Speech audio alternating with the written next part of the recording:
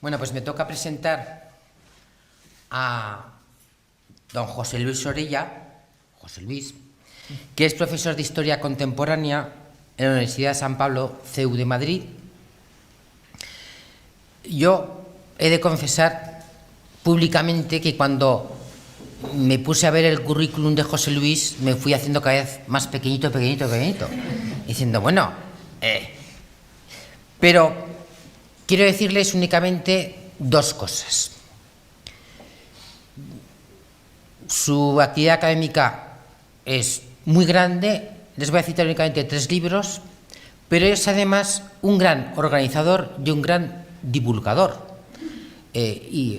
Aunar estos 3 elementos me parece muy complejo. Y quiero citar de sus publicaciones 3. Podría estar muchas horas, pero ustedes quieren escucharle a él, no a mí. La primera, un libro, La España del Desarrollo, el almirante Carrero Blanco y sus hombres, que publicó en Valladolid el año 2014. Ha ido publicando biografías de personas significadas. Las ha trabajado. Segunda, La formación del Estado Nacional, publicó Editorial Actas en el año 2001. Es muy sencillo, pero claro, no teníamos un libro claro sobre la formación del Estado Nacional. Y, por supuesto, he de hablar del libro del cual es coordinador junto con Malgorzata Mizerska-Brodkoslaw, de Fronteras hacia afuera, Polonia y España y sus aliados estratégicos y secundarios en el siglo XX.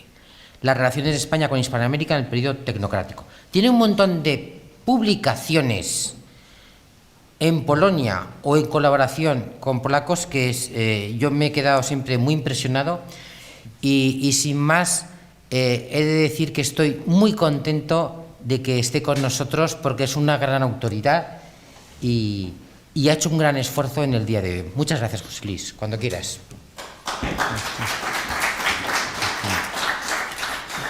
Pues muchas gracias, Martín, por tus palabras. Como se ve, pues también es un gran amigo y entonces, pues bueno, ¿no?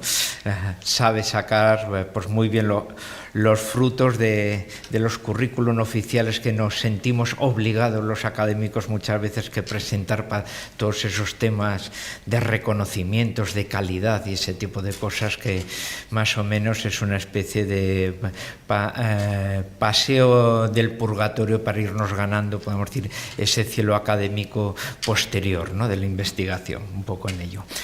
Bueno, como ustedes habrán visto, en el título un poco de mi ponencia es Las claves de la represión del cristianismo en el Madrid republicano para Cuéllar del Jarama, ¿no?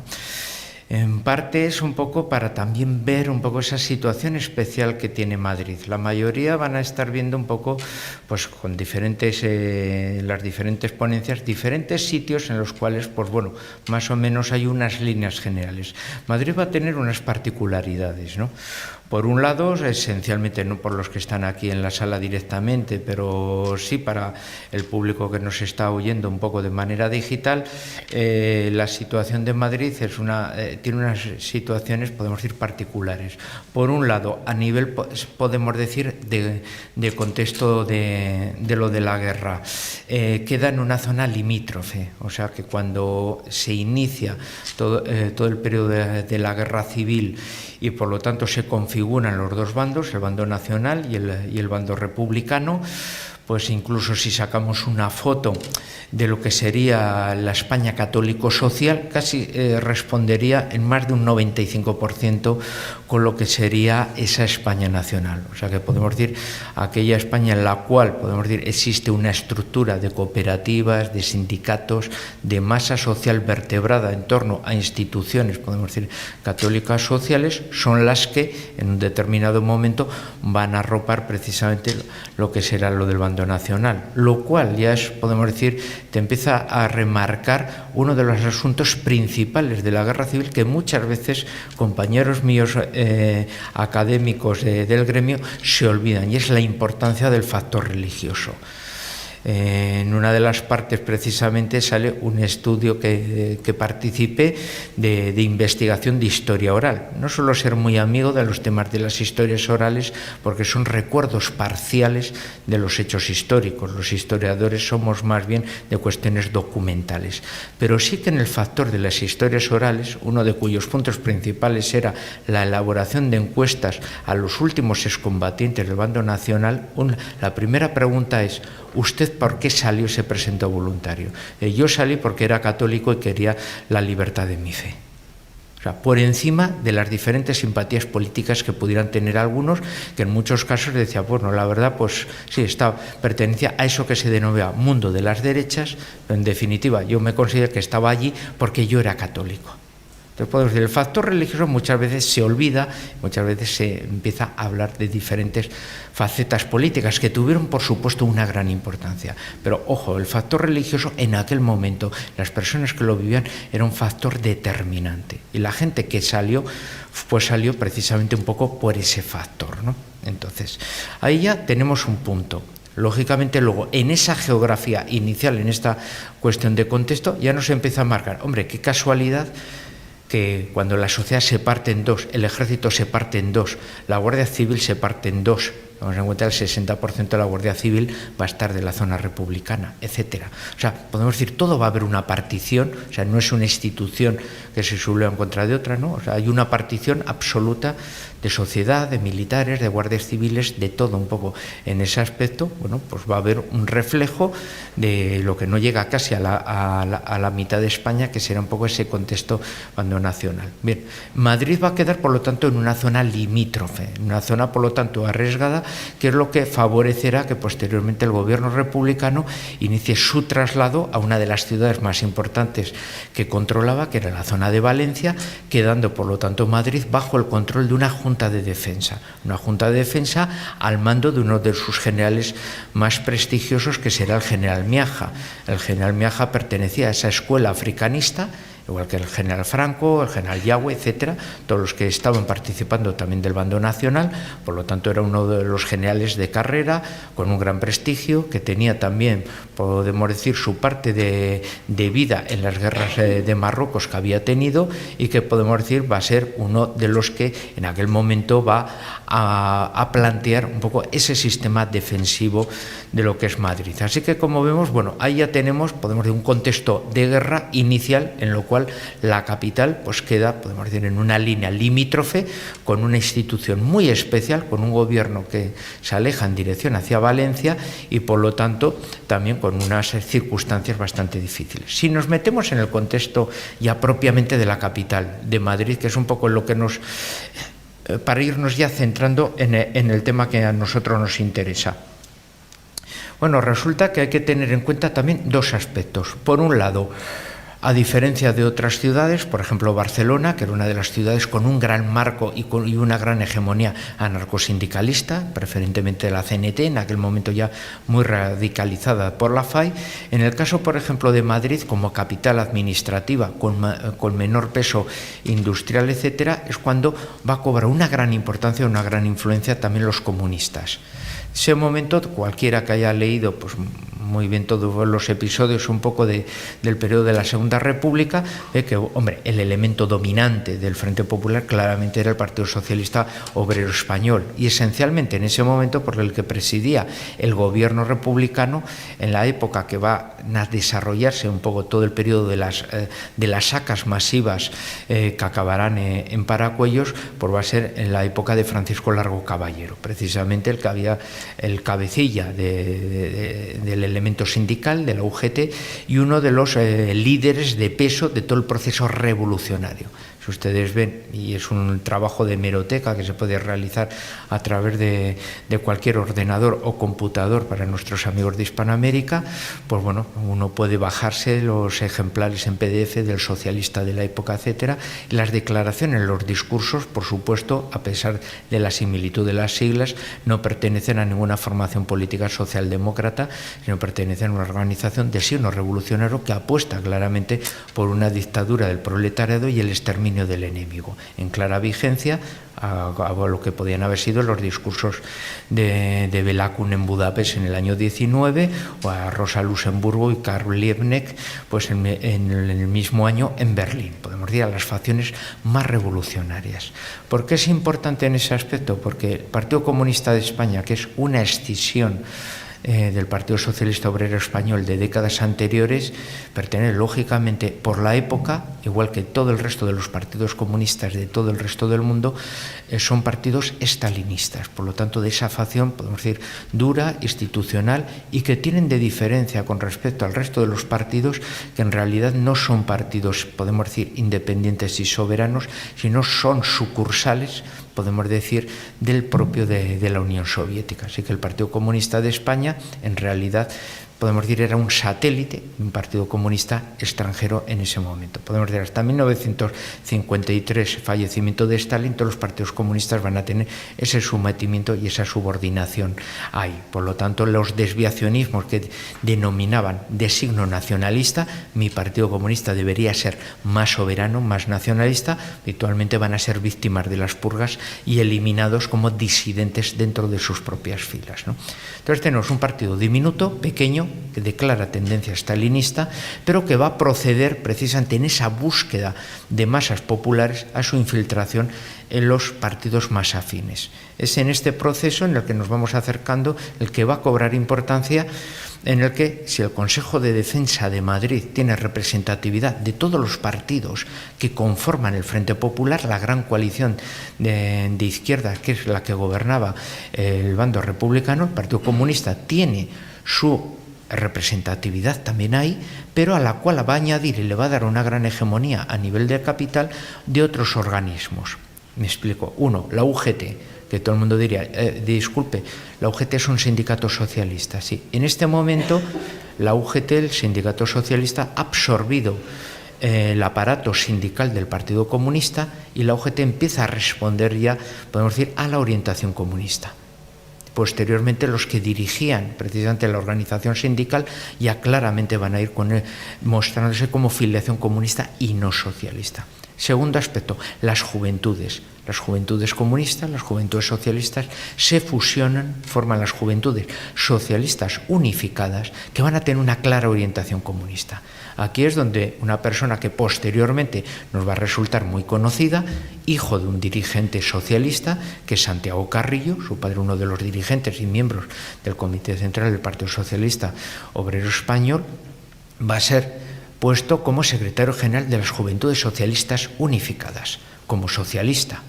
Cuando se unifiquen y salgan es cuando ya sacará, no, es que ya me he afiliado al Partido Comunista de España, de caramba, ¿no? Nos acaban de ganar por goleada. O sea que quiero decir, en ese proceso, podemos decir, los comunistas, siendo la organización menor, van produciendo unificaciones con organismos socialistas, los cuales van encabezando, van liderando, luego van depurando de sus elementos que no pueden subordinar y se van haciéndose cargo, lo cual va a incidir que especialmente en el ámbito de la capital ellos vayan a tener una hegemonía de dirección política y sobre todo de los órganos represivos en ese momento.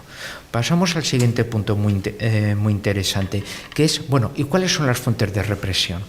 Si hemos visto, por ejemplo, el caso de la ponencia de nuestro director de las jornadas, de Martín, en localidades o diócesis como que son más bien de ámbito rural, la gente se conocía. Todo el mundo sabía quién era el que iba a misa, quién era la junta directiva de la adoración nocturna, que se conocían todos. Madrid es una ciudad grande, es la capital. Uno puede pasar desapercibido. Entonces, si uno puede pasar desapercibido, ¿por qué Madrid de repente tiene unas cotas, podemos decir, de represión tan altas, como puede ser Toledo, como puede ser Barbastro, podemos decir, donde algunos colectivos, especialmente el religioso, casi va a ser un exterminio absoluto, porque en definitiva todo el mundo se conoce y todo el mundo sabe que si esta persona de repente se quita su hábito religioso, se disfraza de laico y va a buscar una casa, pues saben que va a ir, es que este es primo segundo de él, pues vamos a hacer una exploración allí porque igual se ha refugiado en su casa porque tiene parientes, todo el mundo. Pero en Madrid, ¿cómo es posible una represión tan fuerte si uno puede pasar desapercibido en un Madrid donde teóricamente tú puedes ir por la calle y nadie te conoce? Hay diversas fuentes, podemos decir documentales, que van a ser utilizadas por los comités revolucionarios que se van a denominar como checas, podemos decir, entre comillas, en honor a lo que fue la policía política soviética de Félix Dzerzhinsky, ¿no? Entonces, ¿cuáles van a ser esas fuentes? Principalmente tres, ¿no? ¿Cuáles son ellas? Por ejemplo, uno es la capital, están las principales sedes principales de los partidos políticos. Y los partidos políticos, donde tienen su archivo con todas las fichas de afiliación, lógicamente son en las sedes centrales. Claro, tienes, lógicamente, pues la sede de la CEDA, o sea, de la Acción Popular, y incluso de los denominados japosos, de las Juventudes de Acción Popular, con todas las fichas de todos sus militantes. Tienes la sede de Renovación Española, que es la de los monárquicos. Tienes la de la Comunión Tradicionalista, que es la de los carlistas. Tienes, desde luego, la de la Falange ya desde hace tiempo, porque era un partido que había sido ilegalizado y su junta directiva ha sido aprendida en febrero del 36. Así que, por lo tanto, gran parte de su archivo había sido pillado. Podemos decir que gran parte de lo que eran los partidos de ámbito nacional, Bloque Nacional, que era la derecha monárquica, con la pata monárquica alfonsina, con la pata carlista, la CEDA, que aglutinó la Acción Popular y una gran coalición de partidos regionales, y luego la Falange y otros partidos como el Partido Agrario o el Partido Radical, un partido, podemos decir, laico, republicano, etcétera, que va a ser perseguido y exterminado por el Frente Popular, aquel de Lerroux, que en los años 20 hablaba que había que asaltar los conventos y violar a las monjas para convertirlas en mujeres. Ese va a ser el que haga coaliciones con la derecha, porque era el que en los gobiernos republicanos era el único que se le permitía presidir gobiernos de derecha. Bueno, su partido va a ser aniquilado por el Frente Popular. Y creo que los del Partido Radical no se les puede considerar precisamente como pseudofascistas o algo parecido, ¿no? Entonces, como vemos, bueno, las complicaciones. Ahí tenemos ya una fuente importante. Dos, las sedes de los periódicos. Claro, los periódicos, si muchos de ustedes recuerdan de sus familias, de sus mayores, muchos de estos, la mayoría estaban suscritos a los periódicos, se recibían, porque gran parte de la gente, pues bueno, vivía en los pueblos. O sea, en mi caso, por ejemplo, en mi familia, pues estaban suscritos a dos periódicos, recibían el Diario de Navarra y recibían el Pensamiento Navarro. Y llegaba a casa, claro, porque estaban domiciliados a ello. Claro, en un Madrid tienes, asaltas el ABC, todas las fichas de todos los suscriptores del ABC. Desde marzo se había quemado La Nación, que era el órgano no oficial del Bloque Nacional, de los monárquicos. Tienes el Siglo Futuro, que era el órgano oficial de los carlistas. Tienes el Debate, que era el órgano no oficial católico, podemos decir que leía la gran parte de los de la CEDA. Solo tenías que ir allí, coger las fichas de suscripción y decir, bueno, vamos a ver, Calle Serrano, trae, ¿quiénes son suscriptores del ABC? Plas, a ver, 72, 73, 80, y vas mirando todas las casas con las listas de suscriptores. Asalto a las parroquias, lo mismo. Dices, bueno, el boletín de la cofradía, no sé qué, los listados de la adoración nocturna, etcétera. Todo van a ser fuentes para preparar los listados. Por lo tanto, podemos decir, se iba a tiro hecho. Solo tenían que ir, bueno, pillemos aquí calle Alcalá y bueno, vamos a ir mirando cuál es la parroquia, quiénes son los suscriptores, quiénes son los que viven por la zona. Entonces podemos decir, la represión es sencillísima, porque eran sencillamente listados de papel en los cuales salía todo el mundo y solo tenían que ir siguiendo las calles casi de portal en portal. Por lo tanto, según la gente pues salía y hacían la compra y veían las patrullas ir funcionando, decían, aquí hay que desaparecer y vamos a ver dónde nos podemos meter, ¿no? Por lo tanto, una dispersión en todas las direcciones de la gente, porque como vemos, las fuentes serán eso, y eso tendrá sus consecuencias. La mayoría de ustedes, si hablan con personas mayores, y me estoy refiriendo a personas mayores casi de esa generación de los 90, que son los que recuerdan, es imposible hacerles domiciliar nada. Mi madre, por ejemplo, murió hace 3 años, este año hubiera sido centenaria, a ella le pilló la guerra con 15 años, era una persona con conciencia, o sea, por eso he podido hablar directamente con ella. Era imposible que se suscribiese a nada. Decía, vamos a ver, déjame en paz. Si yo quiero suscribirme a algo, iré, pagaré con mi dinero y me llevo el ejemplar. Y si tengo que ir todos los meses, iré todos los meses. Pero mi nombre no va a estar en ningún lado. te estoy hablando del boletín de la parroquia, me es igual. Dice, ¿qué puñetas le pasa a mi madre que es incapaz de domiciliar eso? Solo está la luz y solo está el agua. ¿Por qué no quiere que su nombre figure? Solo digo eso. Entonces, y si alguien tiene miembro de su familia de 90 años, intente, solo tienes que domiciliar. Vean la respuesta. Entonces, dice, ¿pero qué le pasa? Es que qué testarudo, es que no entiende las tecnologías. Ojo, que no es un problema de no entender las tecnologías. Si tiene que hablar con los nietos, ya verás cómo se conecta al ordenador. Ojo, que hay otra cosa que no la dice porque no quiere decirla. Entonces, ahí vemos, por lo tanto, ya un sinfín de eso. Modos de represión, que ya me voy terminando. Va a haber diferentes, y aquí ya es donde nos acercamos en lo de Paraguay. Muchas veces se dice, los asesinatos eran incontrolados, tururú. Como hemos visto, se buscaba a la gente. También se controlaba. ¿Cómo se controlaba? Porque no tenías más remedio que dar... todos tenemos una mala costumbre. ¿Cuál es? Que todos comemos. Claro, y todos tenías que ir por los alimentos que estaban racionados. Y si a la hora de ir a por los alimentos racionados, tú tienes que presentar tu carné. Los carnés estaban sellados por los partidos del Frente Popular. Entonces ya, pero es que yo no soy de esa parte. Pues tienes un problema para comer. Porque vas a tener que ir al Comité Revolucionario a darte de alta en una de las organizaciones. Y lo primero que te van a preguntar, ¿y usted por qué no está dado de alta en una de nuestras organizaciones? ¿Qué le vas a decir? Bueno, es que claro, los de la adoración nocturna nos pueden meter en bloque en la CNT. Entonces, claro, de esa manera, incluso indirectamente, pues tenías que, podemos decir, descubrirte y a ver qué pasaba. Entonces, porque a nadie le daban en el economato la comida si no tenía, podemos decir, su permiso del Comité Revolucionario local, ¿no? Así que, por lo tanto, los controles que ya habían empezado con los bolcheviques en Rusia, porque eran renovables y había 33 tipos de carnés de racionamiento. Según tu proximidad tenías derecho a la leche, el azúcar, la carne. Según menos proclividad tienes un carné que solo puedes ya conseguir pasta, no sé qué. Entonces podemos decir, dependiendo de eso, hay una gradación no solo social y de afinidad política, sino que se refleja en el tipo de carne para el acceso a los alimentos. Así que estaba todo muy bien controlado.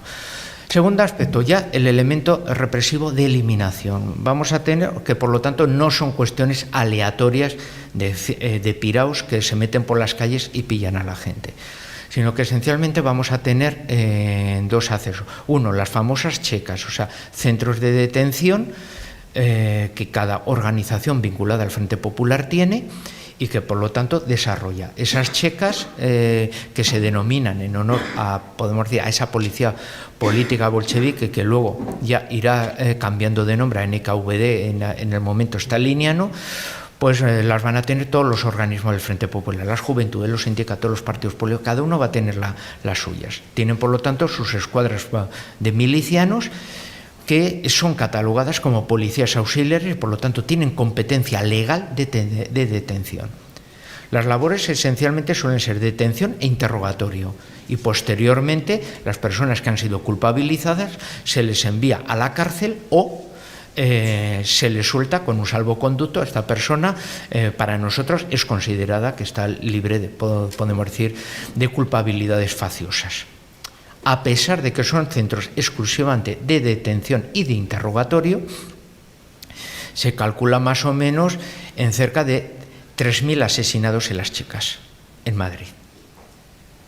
La causa general, que es el documento más consultado, habla de unas 225 checas en Madrid.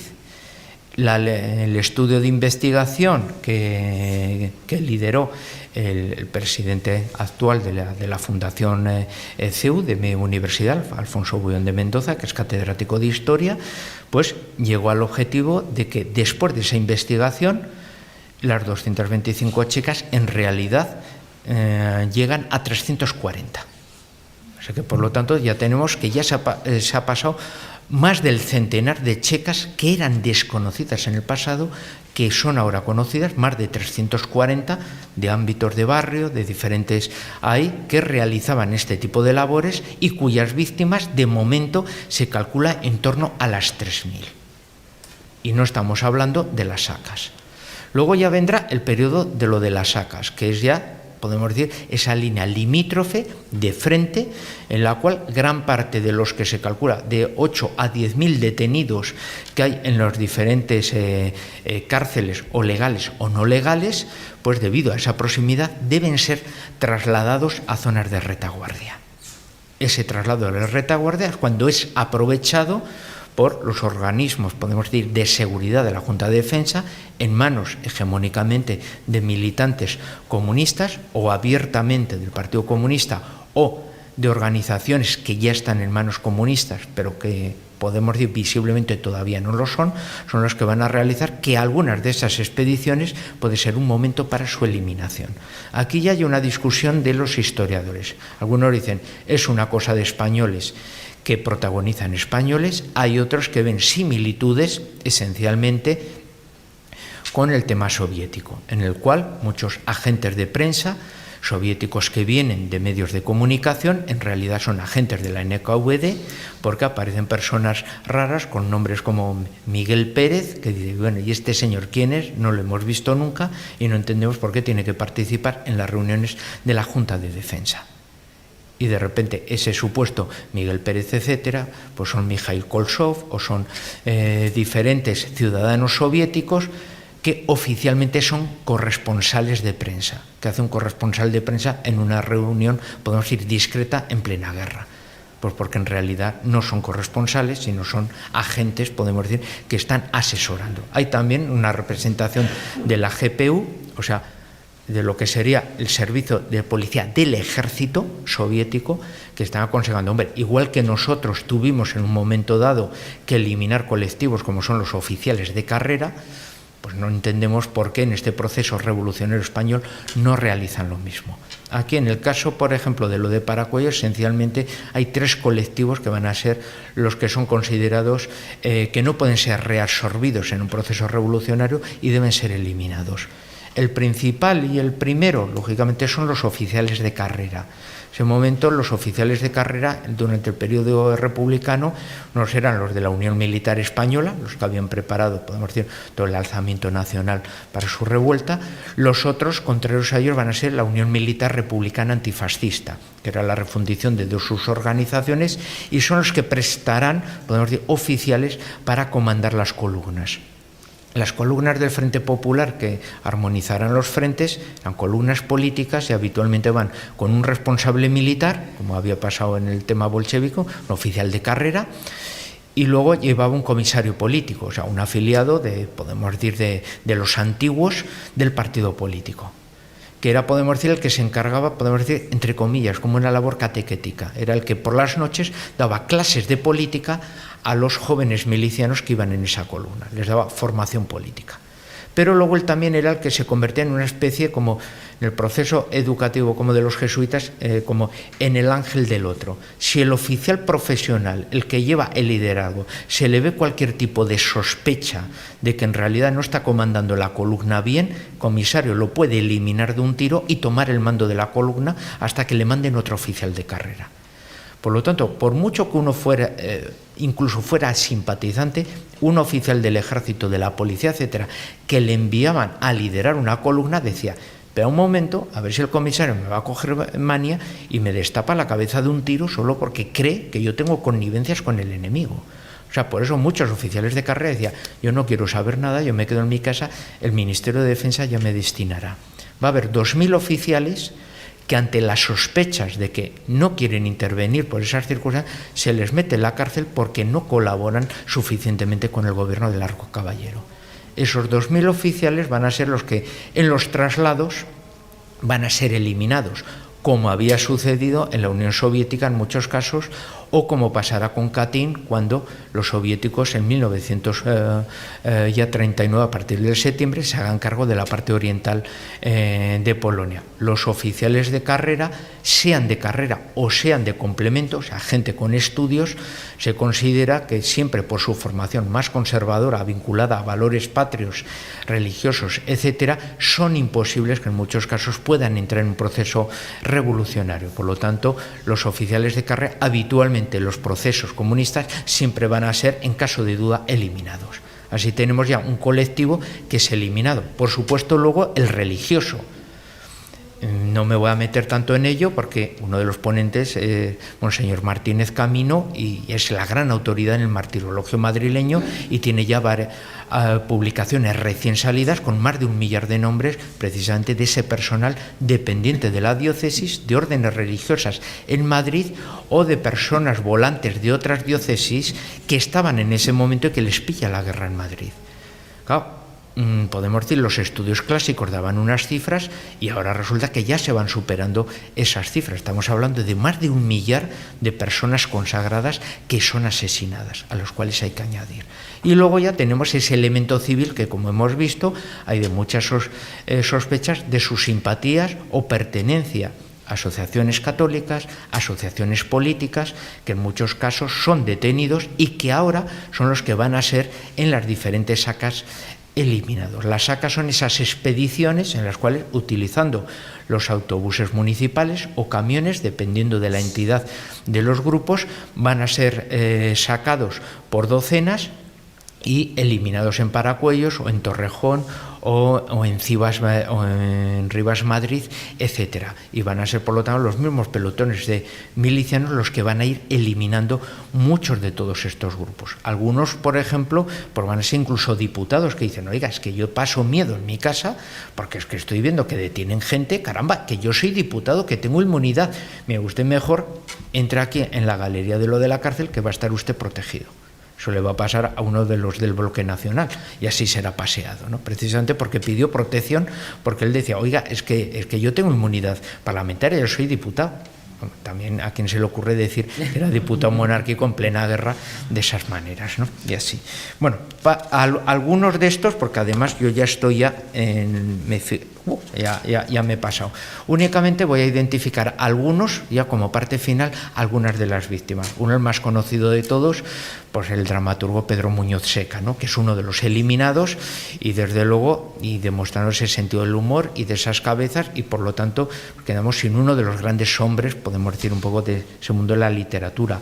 Otro que nos afecta a mi gremio, desde luego el padre Zacarías García Villada, ¿no? Jesuita, uno de los miembros de la Real Academia de la Historia, que también es sacrificado, bueno, como había sido otro miembro de la Real Academia, Honorius Maura, precisamente en Fuenterrabía, ¿no? También eliminado de la misma manera. Otro, Federico Salmón, ¿no? Ministro del Trabajo, miembro de la CEDA. No entro ya en otras cuestiones porque hay otra ponencia que va a hablar precisamente de los mártires propagandistas en los cuales pertenecía, y primer rector precisamente de mi universidad. O sea que vemos ahí también, podemos decir un poco, el castigo fuerte a los cuadros intelectuales y los cuadros y lo que perdió España en ese momento de grandes cabezas. Otros es precisamente, por ejemplo, el padre Gafo, dominico, y uno de los grandes pioneros precisamente del sindicalismo, ¿no? del sindicalismo, de la reivindicación profesional, y que es eliminado por ello, ¿no? Y así. Por supuesto, pues personas como Ramiro de Maeztu, ¿no? Director de la revista Acción Española, ahora diríamos casi de los precursores de los think tank, o sea, de los laboratorios de pensamiento de ideas.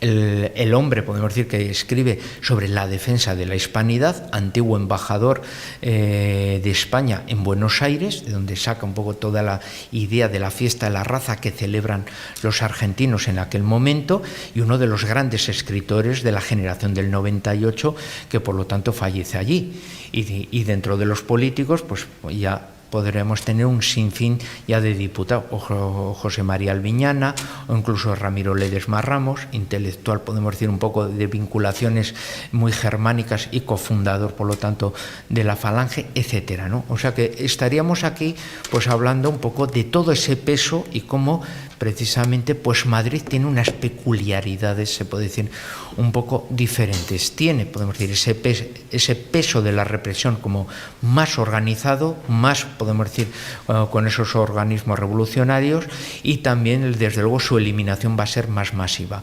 Luego ya vendrá la lucha por las cifras. Unos dan 2.500, recientemente se han identificado listas con más de 4.000, si juntamos con los de las checas, juntamos con lo de otro, es cuando llegamos ya a esas cifras de que en la provincia de Madrid podría haber habido, pues desde luego no bajan de 8.000 asesinados, juntando, podemos decir, todos los factores en ese aspecto. La confusión muchas veces viene porque en el cementerio de Paracuellos recalaron muchos de los asesinados de otras facetas que recalaron de allí. Por eso pueden ver que igual las cifras de los fusilados en las sacas muchas veces no coinciden con los enterrados, porque proceden también de diferentes sitios. Entonces, como ven, bueno, una situación especial, muchas veces comparable a la de otros países, pero también en ese aspecto ayuda también a conocer mejor un poco ese aspecto. Pues, de esos 8.000, muchos podrían entrar en procesos. Ahí está. Cuando se está dando la cifra de 3.000 seglares, no es una cifra, se dice 7.000 eclesiásticos y 3.000 seglares, no es una cifra real. No, y sobre todo cuando hemos dicho que el uso de las fuentes para la detención de muchos de ellos era precisamente el coger, bueno, aquí están los listados de la adoración nocturna. Bueno, la adoración nocturna, que yo sepa por sus actividades, precisamente no está la de un cambio de gobierno o la de presentarse a las elecciones. Entonces,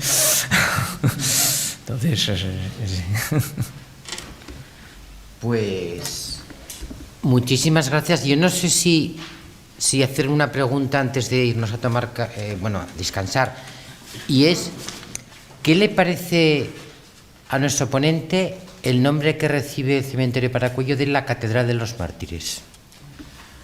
Hombre, es que por el número de enterrados, etcétera, es que en realidad lo es, ¿no? O sea, podemos decir la peculiaridad que tiene antes luego de conocer, por ejemplo, casos como el de Catín, etcétera, ¿no? Es que podemos decir uno de los primeros hechos masivos de exterminio en el ámbito, quiero decir, católico. Lógicamente en Rusia, en el mundo ortodoxo, van a tener cuestiones comparables, ¿no? Pero antes de la Segunda Guerra Mundial y acontecimientos como de Catín o de otros lados, hasta ese momento nunca había habido. O sea, muchas veces se habla, y yo tengo alguna cuestión escrita, por ejemplo, del caso cristero con el español. Hay una gran diferencia y tienen su interrelación. En el caso mexicano, siempre los revolucionarios mexicanos lo que intentaron es dominar a la Iglesia. Por lo tanto, hay asesinatos de sacerdotes, pero nunca es, podemos decir, siempre lo que se intenta es cómo se puede doblegar a la Iglesia, a las autoridades, a las leyes de ellos, y desde luego son, podemos decir, como al toro, intentar reducirle su fuerza. En el caso español es distinto, y curiosamente lo da uno que lo va a matar el Frente Popular, que es Andrés Nin, el gran líder del POM, podemos decir, de los marxistas revolucionarios heterodoxos, que es asesinado por los estalinistas de habla alemana. Cogieron unos brigadistas internacionales alemanes para que le interrogasen y lo mataron de una forma salvaje a él. Él decía, somos los únicos que hemos solucionado el problema de la Iglesia en España. Sencillamente la hemos exterminado, hemos arrancado sus raíces de España, hemos eliminado toda presencia. Entonces es algo, podemos decir, inaudito en ese aspecto, porque no es un intento, podemos decir, de asesinar a miembros destacados de la Iglesia para, podemos decir, crear miedo y aterrorizar a los católicos, que eso se había visto en muchos lugares. Entonces, sencillamente, el exterminio absoluto de todo el cuerpo, podemos decir, eclesial. O sea, desde el cardenal hasta el último monaguillo. Entonces, es un exterminio completo, podemos decir, lo que dice, bueno, pues la Iglesia presente, no, es que vamos a exterminar a todos.